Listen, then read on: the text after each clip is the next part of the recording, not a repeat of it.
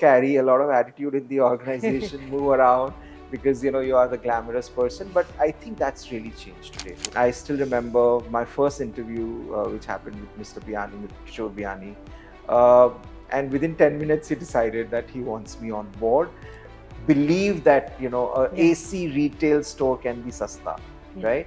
I think that was very, very interesting to build that part and see every part of India reacting very differently, right? I think and yeah, I mean, one thing which retail teaches you is that if you're not local at the heart of it, you will never be accepted. Worked with the king of retail himself. Yes. And we have to ask you, because everyone's curious, what was it like? And tell us what an ideal day or looked like with Mr. Bayani. Hi guys, welcome to 9 to Thrive. I'm so glad that you're here today.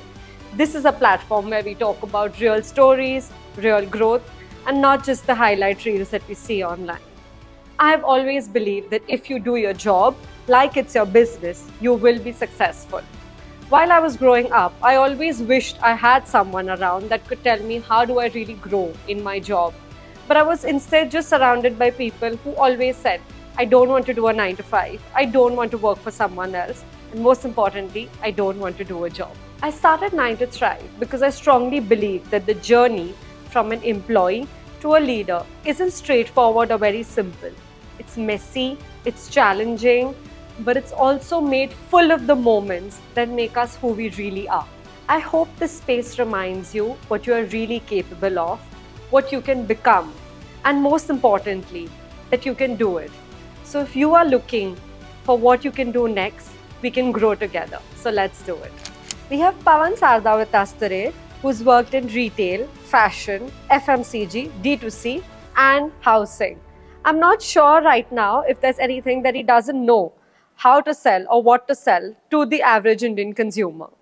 And just to add, he's worked in the golden era of retail with the king of retail himself.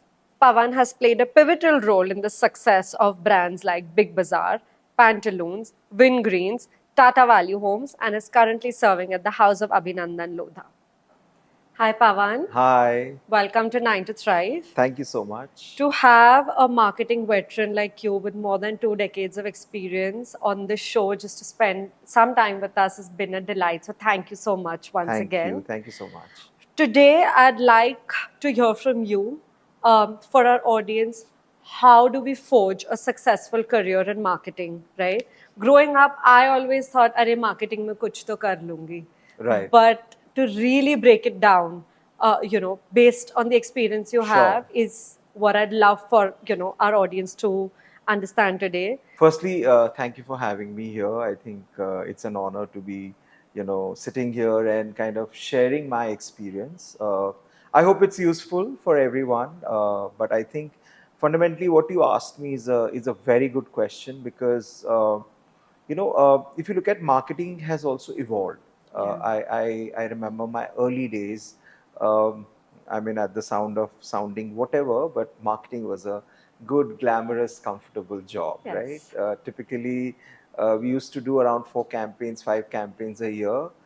We had no, I mean, I wouldn't call it not skin in the game, but that much far. Like, it's just about building brand equity and so on and so forth. So you did a campaign, and then kind of did some survey to figure out what's happened to the brand and what kind of equity you kind of garnered. And yeah, I mean that is what essentially, and also carry a lot of attitude in the organization, move around because you are the glamorous person. But I think that's really changed today, and changed for good, right? Today, I think marketing is no longer just about doing some campaign. I think marketing has become very equal to kind of creating demand for your business, right? I think that's how it's got transformed. It's no longer just about building campaigns. It's about owning the demand side of the business, right? And I think the whole digital world has changed it completely. There used to be called ATL, BTL kind of a marketing, which we used to kind of do. Today it's I think everyday moment marketing, right? It's like capturing consumer, understanding, who they are, understanding their need, and placing your brand, right? I think that's how it's evolved. I think today we have a far larger skin in the game. We have no choice. We just can't walk with attitude. We have to completely wear the hat of the business and kind of react. So I think we are one department which needs to react on a very, very real time basis. So I think that's how it's changed, if you ask me. Very excited for what's coming in this episode. But let's start right at the beginning, okay? I really want Awesome. to do a deep dive, so we go right at the start. Tell us a little bit about you, your education, your upbringing, who you are as a person. Yeah. Did you always know that this is what you'll end up doing, or you were surprised? Honestly, not really. I come from a Marwadi family, so typically in during those days, I'm sure it's still relevant. Jobs are not Yeah. highly they're looked down upon. If I have to say it, I'm saying it. But yeah, I mean, typically, like, you run your own business and things like that. I think I was the only person in the family. Somehow, I didn't get attracted to what Yeah. my family business was up to, right? So I kind of thought to myself that I always wanted to be in a corporate world and so on. That's all I knew. I didn't know that whether I want to be in marketing and so on. So I come from Nepal, a beautiful country and a small town there. Nepal has like Marwadis everywhere. So I mean, I was just kind of part of one of the family there. And because our linkage to India is so strong, I studied in Chennai +2, went to Delhi, did my graduation, then went to Bangalore, did my MBA. Interesting part, right? Because knowingly, unknowingly, what it really helped me to understand different communities, different people, right? Like Chennai was a different ball game altogether. While I think our school had kind of students from all over India, literally, right? So just to see the cultural differences, right? I think I picked that early enough that India is not just about being one kind, right? uh, at a very early stage, I happened to join retail, which was then called Pantaloon Retail, not Future Group. Uh, I still remember my first interview, which happened with Mr. Biani, with Kishore Biani. Uh, and within 10 minutes, he decided that he wants me on board. And I was like, I had no clue, like, why did he, like, kind of take me? But nevertheless, I think that changed everything for me. Uh, Once I got into retail, and those days, retail wasn't anything in India, right? Like, there was no organized retail. Yeah. So I think just to be part of the evolution of retail in India was very, very interesting for me. Very interesting. I think launching the first Big Bazaar back in the day, in 2000, I'm sure a lot of people would relate, and I still feel that it's one of the most loved brand. People still talk about it. People miss the brand so much, so that. But it was, I think, it was a great emotional journey for me to sort of create and be part of it. Honestly, I had no clue what I'm getting into, but I think every day was a learning. Every day was like new things coming, and every day was like, oh, I mean, this is how consumers are reacting to organized retail. And believe me, I mean, it wasn't as easy as I'm making it sound. I think our biggest challenge in the early days was, इतना बड़ा AC का store, इतने employees, और ये सस्ता कैसे हो सकता है? Yeah. To battle that, literally, to make India feel comfortable and say, no, it's fine. I mean, it's the scale. The business is all about scale, right? So that's what we are providing it to you, and therefore, we can provide you at the best price.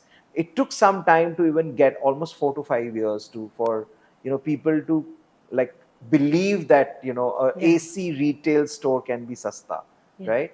I think that was very, very interesting to build that part.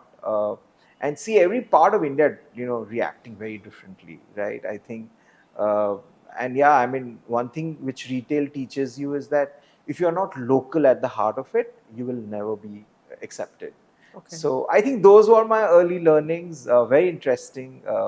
Thank you for taking me back to like almost 20 years back. Yeah. No, thank you actually. So, if I was to just pick one thing when you started off, the notion about jobs being looked down upon, I don't know how much it's changed today, but it's there, Yeah, right? And that is exactly why I launched this platform to change that, yeah, right? There is, of course, a very beautiful side to entrepreneurship and founding yes, members, but there is also yeah, a very, large parallel path that exists that I would like to voice uh, yeah, through leaders like you. yeah, Now it's tough to not talk about the golden era of retail that you mentioned, right? So you yes, worked with the king of retail himself, yes, yes. and we have to ask you because everyone's curious, what was it like? And tell us what an ideal day or looked like with Mr. Bayani, and like Yeah, this is just so exciting. great question again. I think the days used to be full of action. The thing is, I we used to see retail business as literally as a Bollywood film, right? Like I remember, kind of creating demand and doing campaigns like every Saturday we used to have campaigns, and at a larger scale, because there was no digital at that point in time. So you know, I mean, talking to the whole India, building it. I still remember with partners like Mudra Agency and so on, we used to have 300 to 400 ads running every week, right? And that used to be really hectic, right? Yeah. Like, and every piece of communication used to be different. It's Yeah. not like you're creating one and this translating. Now working with Mr. Biani, he's one of the most uh, he's one of the guy who understand India by the pulse of it, and a lot of his impulse and a lot of his insights were so interesting to kind of consume. I remember, like, in the early days, 2000s, there was the whole idea concept of saying small families, right? Micro Yes. families. Yeah. And I think he was the first one to challenge, and like, India can never be micro families, Okay. right? We always come from a very joint family nest. Yes. We could live separately, Yeah. but we are still together, Together. right? I think that's how our brand was created. And I think there are two people who picked it up really well. I think one is Mr. Biani himself, the other is Ekta Kapoor. If you look at it, Yeah. right, she Yeah. picked that aspect so well. I mean, Yeah. her entire content space kind of came from there, right? Yeah. So I think that's how interesting it was. He used to challenge every norm, like, there's nothing called this is it, right? Yeah. And he used to challenge, and sometimes he used to be like literally off it, like, what is he saying? But when you start the process, when you do things, and when you realize, oh my God, it was so true, and that was like used to be a wow moment. Thank you. So, if we were to just take a step back, right? Now, if I, Archana, I'm 21, and it is the truth, I did my MBA in marketing. And I said this in my introduction, I was not very intentful about picking a job. I just sat in campus placement and I took whatever I got access to that paid decent. But today, if I look back, I wish I was a little more decisive about it, right? And Sure. not just gone with the flow. So um, most MBAs start with sales Yeah. because that's just how campus placements work. What is your advice to someone who has just finished college, has specialized in marketing? Is sales really the path to go, or you would suggest do it differently? Yeah, see, again, if you look at it today, I think it's no longer about just being a part of a certain department or certain idea, right? Like whether it's marketing, sales, and so on. I think the first and foremost, I feel that everyone needs to look at from a lens of a business, right? The first thing is, stand up and say, if I was running this business, Yeah. like, how would I sort of handle it? What will I want to learn? In that sense, I feel that sales is a great starting point, Yeah. right? Because uh, when you are trying to sort of sell an idea to a consumer, that's where you know the reality of where uh, how the consumer is thinking, right? Are you able to create that value for the consumer for the price which you are looking at? that's extremely important for any professional to know, whichever department which you want to choose, right? I think that's a starting point for me. It's very good to sort of spend 6 months to a year, in a sales role. Back in the retail days, our Saturdays and Sundays used to be spent in the store, not talking to the consumer. We were very clear. It's more observing the consumer, right? What they are doing, how they are reacting, what's the family dynamics, what's going on, man versus woman, and what's really. So I think these are the kind of things, if you're not on the field, you'll never learn, right? Yeah. So your advice would be that, take take that route, like step on the field, like get your Absolutely. hands dirty and like learn Absolutely. about who you're selling to. You can't Absolutely. just, become a marketer by sitting behind the laptop or, just running like a couple of ads on platforms. Absolutely. Let's come back to what you did Sure. differently. Okay, now you have had multiple CXO roles. Yeah. Now there was a CMO, there's a chief growth officer, and there's also a chief digital officer. Yeah. Right now, for a lot of the laymen, people who don't really know, the insides of the industry, they would use these terms interchangeably. Yeah. I'd like to know, like, which were the roles that you started and how did you become the CXO, and the difference in Sure. all these roles. Yeah, I think early enough, because I was part of marketing, so I think CMO just came very Yeah. naturally to me. Yeah. Uh, but I also realized early enough that India is changing so much, and I think the world of digital was kind of making a huge difference, right? In terms of reach, in terms of penetration, in terms of engagement, and so on and so forth. So I think I was in my 2012-13. I may not be able to sort of create that connect for the brand, right? And the interesting part of digital is also it helps you to own the entire journey, right? It's really not about building the brand and creating the conversion. So it just helps you to kind of see the whole journey, and that's where probably I became digital officer or whatever you call it. But yeah, I mean, I think my heart went there, and in my early days of Tata, once again. I had a ball of a time, right, working in Tata Housing. I still remember back in the days when Google was new to India, and they came up to us as a team. They wanted to just, none of you probably even would know, they used to create something like Google Online Shopping Festival, right? Yeah. The idea of them was to create this so that people start to understand how internet can create commerce. I mean, it was as basic as that. Okay. So Google took the mandate and they said that, why don't we just go back and create a story of saying कि सुई से लेके मकान तक आपको सब कुछ मिलेगा यहाँ पे, and Yeah. that's where Tata happened. They happened to come to us, and I still remember like people thought when I took it, I sat down and I said, no, it sounds interesting. Within the organization, I was called like, he's thinking something really matters. Kuch nahi hone wala. You try whatever you do, right? I think that was a good starting point for me to take up that as a challenge and say that, what's going on, because something is changing, right? Something is happening, right? Uh, and we took it seriously. We listed our projects and so on. And I think my entire team, gave in all their heart and soul to it. Thanks to them.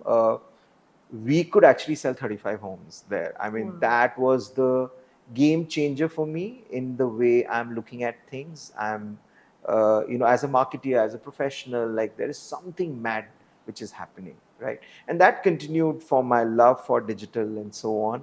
And then obviously I went on to build e-commerce businesses, especially during COVID, when COVID happened, and there was absolutely no choice. So Big Bazaar was offline and we had to create it online, right? This was the only way. So I think that's how probably my role kept changing, right? From one thing to another, and very dynamic, very organic, if you ask me. And I mean, that's what I've loved about it. So I've just kept it, what's need of the hour, what you need to move, and keep moving towards it. And probably that's how I kept sort of taking up new opportunity challenges. All these designations just came, along with it. But something like done very beautifully, right? Because as a marketer, you knew your consumers so well कि आप सुई भी बेच सके and मकान भी बेच सके. Like you made Absolutely. both happen, and Yes. knowing like the price points for two polar Yes. opposites. So Yes. hats Yes. off to you. But you keep referring to the change, right? So now for marketers for today, Yeah. the elephant in the room. Can AI replace the marketer? Your views on it? Oh, I mean, I'm very thankful for you, thankful to you for asking this question. See, if you look at what AI will do to marketeers, of course, I think the mundane job, the scalability, all of that, I think as marketeers we'll be able to create. I think speed, agility, newness. There's a lot which AI brings to us as profession. But I think one thing which will keep it intact, and that's not going to change for us. In fact, I think marketeers will be valued far more for bringing originality, for Okay. bringing, Yeah. more creativity to the Yeah. whole process, right? I don't think that's something which AI can ever take up from human. So I think it's put us into a place where, as much as it's giving us huge dynamic environment in terms of building scalability and creating all of it, right? But having said this, if I'm not original in my thinking, or if I'm not creative enough in my thinking, then I become like anyone else, Yeah. right? Which is what I think it's adding back to marketing, if you ask me. Yeah. You will see a lot of interesting stuff happening once again from a originality and creativity point of view. I think that's the space next like 6 to 8 months or next 1 year. You will see that that's being challenged, right? नया क्या है, आप नया क्या कर रहे हो, हाँ. राइट? आइडिया क्या नया है? हाँ. I think ये conversation वापस से शुरू होगी. Not that it had gone away, but I'm just saying that's one challenge will be thrown back to marketeers. So I'm pretty happy about that. Correct. So if today I am starting my job in marketing, so if I was to define skill sets that are a non-negotiable, Yeah. for me to succeed. So one you've established is creative thinking. Yeah. I have to have the ability to question myself, iske baad kya? Yeah. Naya kya? What else? What Yeah. beyond this? Yeah. Outside of this, right, you also spoke at different times about how you consume data. Yes. How you launch these campaigns and the ability to act fast. Yes. So these are 4, 5 things I got. But what else? Like, Yeah. what should I mean, there are obviously things that you can get trained for, but some things that I should inherently have or like, Yeah. to take this as Yeah. a career. See, first and foremost, I feel that no matter where you are, the sense of entrepreneurship, even Yeah. in the job, Yeah. I think Yes. it's very much required. It's no longer about 9 to 5. It's no Yes. longer about you've come here. You're not a assembly line, Yes. part of the process, Yeah. right? You are an integral part of the organization. You are an integral part of the vision. I think what's the organization is looking at, what's the organization is creating, and therefore what's your role, right? And I see this among the young people. I think the sense of entrepreneurship is far higher than what during my days, right? Yes. So I think that is a sense of change which I see, which is extremely positive, if you ask me, which is good, because I think today's unlike what I kind of see a lot of reels and a lot of comments on Gen Z in some sense, but truly they're entrepreneurs. I Okay. think the sense of entrepreneurship is extremely high. From the sense of what you're doing today, right now, sitting here, right? You are Yes. just following your passion, what you believe in, right? Yeah. I think that sense is very high in today's, I think, youth, and I think it needs to be kept, because that, I think, resolves a lot of issues. Resolve the moment if you start looking from that lens, right? That's one part. Two is, I think, the ability to take failure. I think that's what the young, the young people need to sort of learn, right? Because I feel that failure is never a setback. It's a learning for you to get better, right? It's just the way you look at it. I think there is a bit of competitiveness a lot among, I think, this new bunch of people. So it's okay if things didn't turn the way you had imagined, right? Yeah. It's fine if things didn't happen the way you wanted it to be. Yeah.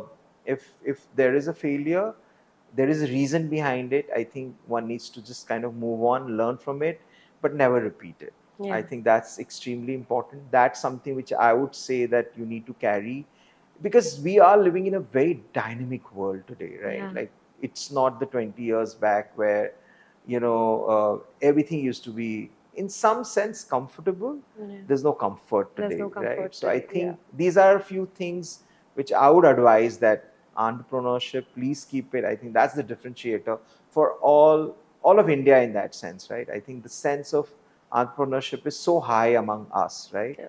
So yeah, and I think failure से मत डरो भाई, बिल्कुल मत डरो. It's fine. I mean, you know, you can figure things out. Yeah. Yeah. Okay. Makes sense. That gives me a very interesting question that like all of us, really like are itching to ask. Does bringing a celebrity on board Sure. as a marketer who spent maybe like 10 years, so I'm a mid-management marketer and Sure. I want to pitch, let's say, to my boss or my CMO that we should get, an ex-celebrity on Yeah. board, give them a product and advertise and run campaigns. Will that increase sales or demand, as you put it? Great question again. See, the thing is, you know, uh, from a sheer marketing perspective, your product is as important. You give life to the product and make it a brand. That's equally important, the ethos of the brand. The celebrities are more about, they are just a sutradhar, if I call it in Hindi, to kind of, build your brand idea to the consumer, right? And they are just kind of helping consumer to connect the dots and build a certain kind of reach, right? But therefore, the fitment of brand and celebrity is extremely important, right? Okay. You just cannot take a celebrity just because they'll help you to make your brand popular. That's not happening anymore, right? In the older days, if you recall, a celebrity would not consume the brand but yet endorse. Yes. That's not going to work today. Okay. I think that's a very fundamental question which a consumer is asking. Like, are you consuming it? Yeah. If you're consuming it, then you let me know. I'll buy into your idea, Okay. right? If you're not consuming it and if you're just trying to sell, it'll never work in today's context, because consumers are very smart.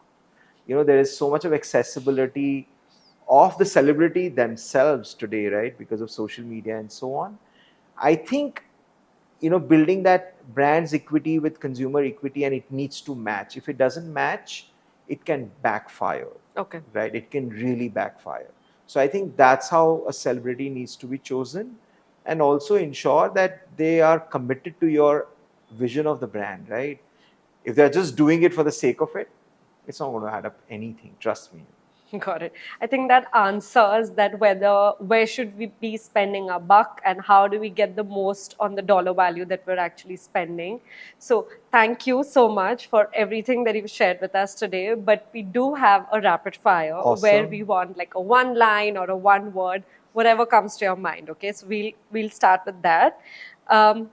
Your go-to source for marketing or growth inspiration. I think my inspiration is Tier 2 India, Okay. right? I think that's where the heart, and I'm in love with Tier 2 India, because there's, you know, like in metros, all of us are just running, Yeah. right? I think India lives in Tier 2 India, if you ask me. I think just to understand that. Then Yeah. got it. The biggest myth about working in D2C or e-commerce. Yeah, that, it's I mean, it's definitely not a comfortable job, but you can just crack it by doing performance. Yeah. That's the biggest myth. You Correct. cannot, because uh, brand building is equally important and having patience is equally important. So performance is not what can just create a D2C brand. So just spending a lot on your Facebook, Google ads is not gonna Not, cut it. not, So not. Yeah, let's absolutely. got it. One book or a podcast or a leader that shaped your thinking while you were in your growing years. There's no book or anything. Back in the days in my college, there used to be a professor called Mr. Harish Bijur. He was the CEO of Tata Coffee at that point in time. I think he made me fall in love with the idea of marketing, Okay. right? I think his class, he was a guest lecturer in our college. over the weekend, Saturday, Sunday, he used to come. His classes used to be 3 hours, and I never used to blink. So I think he kind of really changed the way I look at marketing. Correct. You gotta have that one teacher or a mentor, I Yes, think, to really absolutely. push you. Absolutely. Your biggest strength. Uh, I think my biggest strength is just to be relevant, right? Like, Yeah. and in India, and if I say to have conversation with anybody and anyone. So I think that's how I look at it. Uh, it's really not about a certain kind of age or something, but I feel that if you are able to connect with any kind of age, any kind of human, which I feel that I can. Yeah. Yeah. I'm grateful for this trend because it's probably what convinced you to sit on this Yeah. couch. So thank you. A habit or a ritual that keeps you going every single day. I think my I don't know every single day, but I think uh, throughout my career, I've kind of told myself one thing, that my Monday morning has to be exciting, Okay. right? That's extremely important. I need to look forward to my Monday morning. If that's not happening, then there's something There's wrong, which I something need wrong. to Yeah. like switch over or Change. do something, Got it. right? Touch wood, I think till today, Touch. my Monday mornings have been very exciting. Got it. And I hope all of the Mondays to come. Absolutely, absolutely. One leadership lesson that you swear by. Uh, one thing, like which I think something which I've learned from Mr. Biani is that never fear mistake, Okay. right? You will create, or you will probably have some sort of a failure. It's very important to learn and not repeat, yeah, but that I think teaches you the most. Got it. And never be arrogant about your success. I think Nice. as I mentioned, success is just not about you. There are various force which plays into it, but when you start giving a lot of credit to yourself, I think that's where the problem lies. Got it. I think that's a very important thing that you brought up time and again, that don't let yourself get to your own head. Absolutely. Let's continue to be humble, Yes, hungry, yes, grounded, yes, yes, yes. and want more. Because things catch up, guys. What does 9 to thrive mean to you? uh, I think once again, what you're trying to bring, you know, insights of some of us who've kind of probably learned and seen and so on, and trying to pass that experience to the newer lot.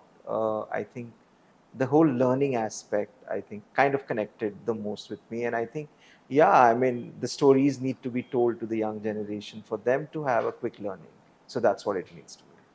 All right. That was all we had today. But thank you so much, Pawan. This is really going to shape not just how I approach my job, but also everyone who is thinking, बड़े होके marketing में कुछ ना कुछ तो कर लेंगे. I think it gives them what they really need to do. It's not as easy as it looks, but it's still a very exciting journey ahead. So thank you so much for Thank being you. with Thank you us. so much for having me. I think it was wonderful interacting with you. And yeah, it's full of energy, full of excitement. Thank you.